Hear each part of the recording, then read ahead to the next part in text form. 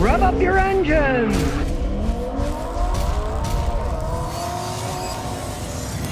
Now, if you've seen the video I have on this big X-Tool D8 scan tool, it's phenomenal what it does.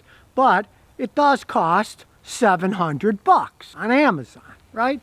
It's an excellent tool. But this A30 X tool is a dongle that plugs in, you use with your smartphone. It does most of the things that the $700 scan tool does. And all you need is a smartphone to operate it with. It certainly costs money to make this giant scan tool. Obviously, it's a lot cheaper just to use a little dongle and your own phone. Hey, everyone's got a smartphone, even if you don't. You could get a used one for $50 that'll operate this thing. So they can sell just a dongle with the software a lot cheaper. Now here's the fancy one, look. See what it looks like? You can see the interface. Here's the AnyScan. It's pretty much the same interface. Now, of course, there's differences, but for most people, especially do-it-yourself, you're not going to care that much. For instance, the big scan tool programs immobilizer keys.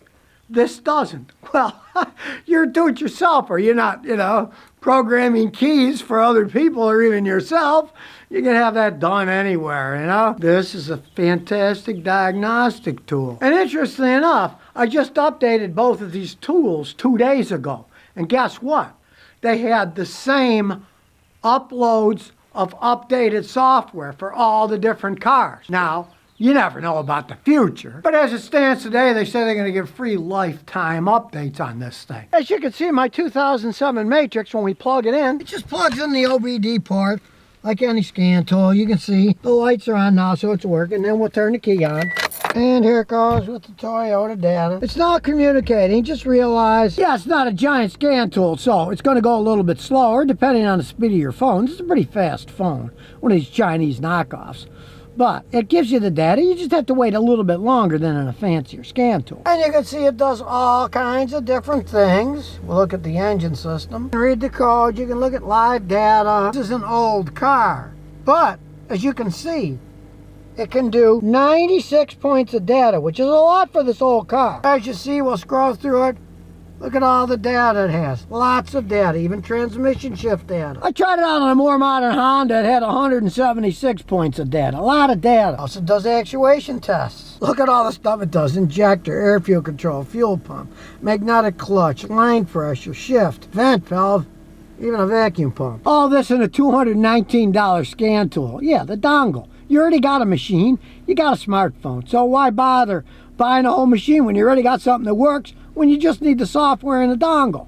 Now, they also have one that instead of $219 is $129. I have yet to test that out, but I'm sure after watching this video, they'll send me a couple of those, and I'll try that out to see what the $129 version does. Because for $219, man, this does something that a $5,000-$6,000 scan tool did a couple of years ago. It's amazing the technology they can build into these things. So truthfully, I'm really impressed by this AnyScan A30M. Good things come in small packages. Now let's talk about crappy things that come in small packages.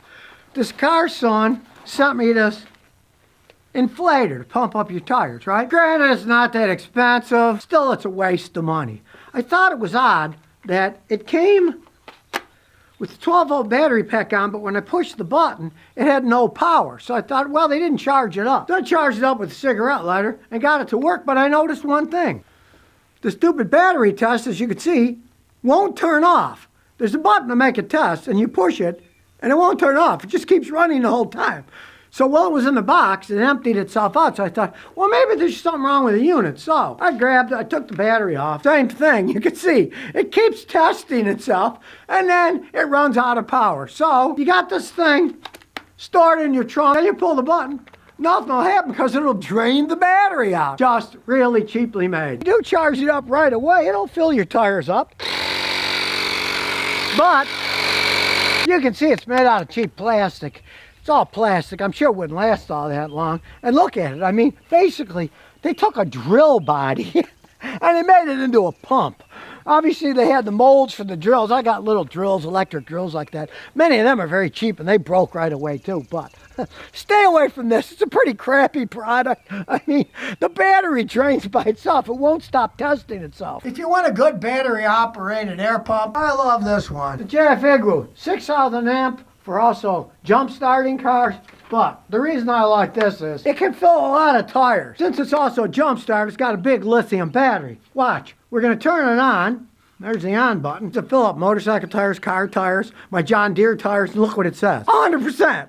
It's still at 100%. And that includes sitting here in the garage all winter not being used when I wasn't here. So, I gotta say, this is quality. I use it to pump up everything now.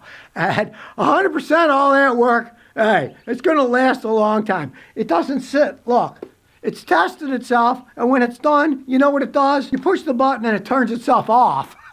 Unlike the other one that never turned itself off. Now here's something I'm personally nuts about. My new floor I just put in. Check it out, it's unbelievably beautiful. Now, I bought this garage track on Amazon. Yeah, I bought it. Sure, I'm cheap, but I wanted to have a nice garage floor for the first time in my life. Now these things are made in the United States. I got it from Salt Lake City. And the cool thing is, they just snap together like giant kids' toys. So when I got this house, I love the house, but the garage drove me nuts because the people had painted it with that floor paint gray. And understand something, this house was built in 1967. Every time it rains, the water vapor would come up and the epoxy paint would peel and bubble, look like crap. You would be scraping and painting this thing every year till the end of your days. Now they sell these things in 12 by 12 pieces. And you can imagine, there's a lot of 12 by 12 pieces on my floor, and I thought, well, it's going to take a long time. But thankfully, they came with 4 of them already snapped together in the boxes. So when I put this thing together, it took 1/4 of the time I thought it was. The whole garage floor took me less than 3 hours. Because it just snapped together. Now, you don't use your bare hands. They line up, and when you hit them with a nice big hammer, then they're all snapped together. It's that easy. And it's very good non-slip with all these bonds. I'm getting old, so hey, I don't want to be one of those, help, I've fallen, I can't get up old people, right? You're not going to fall. It's got a nice grip, especially when it's wet. You get on wet painted concrete, whoop! Not only does it look great, but it's pretty hard to slip. It grips quite well. And it's so strong, car rides on it. It's been going back and forth. It doesn't dent it or anything. It's perfectly fine. It's only got one drawback. It looks so good. You're going to be cleaning it all the time, blowing everything out to keep it looking perfect.